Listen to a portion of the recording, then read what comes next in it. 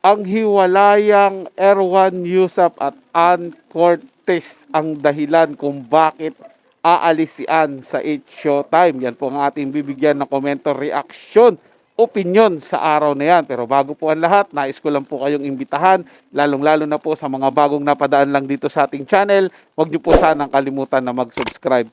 Hit nyo na rin po notification bell para lagi po kayong updated sa mga bago pang video na ating ilalabas. Share, like, and comment din po kayo mga tagapanood. Atin yung babasahin at pupusuan. Muli po, ako ang inyong lingkod, Tagapanood TV, at welcome back po dito sa ating YouTube channel at Facebook page. Huwag na po nating patagalin to. Simulan na po natin ang ating reaction video sa araw na to mga tagapanood. Let's do this! Emosyonal, Erwan Yusap may revelasyon sa hiwalayan nila ni Ann Curtis.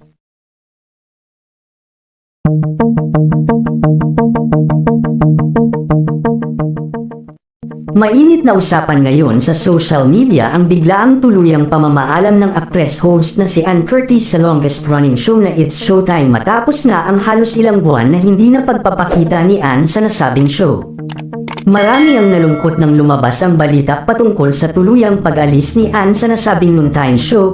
Wala pa mang formal na announcement mula sa management ng nasabing show ay labis na ang kalungkutan at panghihinayang ng fans at supporters ni Ann Curtis.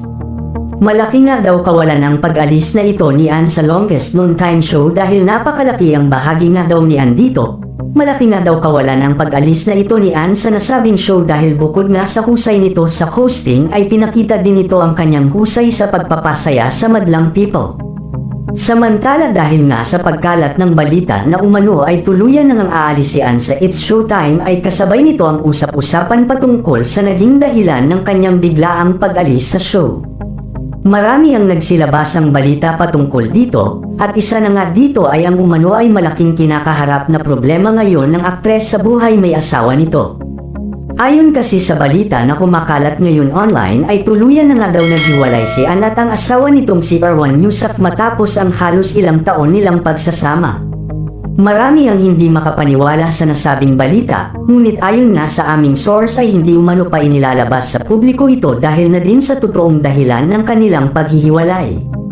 May kumalat pang balita na third party nga daw ang totoong dahilan kung bakit naghiwalay ang mga ito. Samantala kasabay nga ng paglabas ng samot-saring balita na ito sa social media ay ang pananahimik nga daw ni Ann Curtis sa isyu na kinakaharap nito ngayon.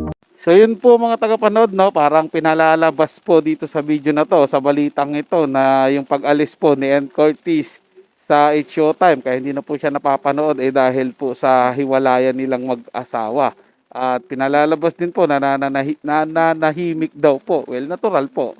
Mananahimik po yan siya kasi wala naman pong ganong balita na hiwalay po sila mga tagapanood. Well, hanap po tayo ng ebidensya dyan patungkol po dyan mga tagapanood kung talaga bang hiwalay na sila kasi maganda po yung pinatutuhanan natin yung mga bagay-bagay bago po natin paniwalaan. Ngayon kung may mahanap po tayo mga video na nagpapatunay na hiwalay na sila, ibabahagi po natin sa inyo. Ngayon kung mahanap po natin video ay hindi sila hiwalay at magkasama lang sila sa kung saan man sila ngayon, ilalabas din po natin at ibabahagi ko po sa inyo mga tagapanood. Pero lagi po nating tandaan, maging responsable po tayo sa ating mga nakikita at napapanood, napaparinig, at huwag po natin basta-basta paniniwalaan ito nang wala tayong konkretong ebidensya. Di ba? Bago po paniwalaan ng lahat, bago po natin sang-ayunan ng lahat, kailangan po ito'y may matibay na patunay. Huwag po tayong padadala sa ganda lang ng sinasabi at sa ganda lang ng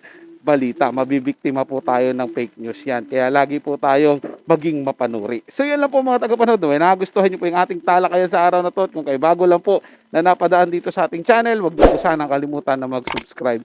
Hit nyo na rin po notification bell para lagi po kayong updated sa mga bago pang video na ating ilalabas. Share, like, and comment din po kayo mga tagapanood. Atin yung babasahin at pupusuan. So hanggang sa muli po, ito yung Tagapanood TV.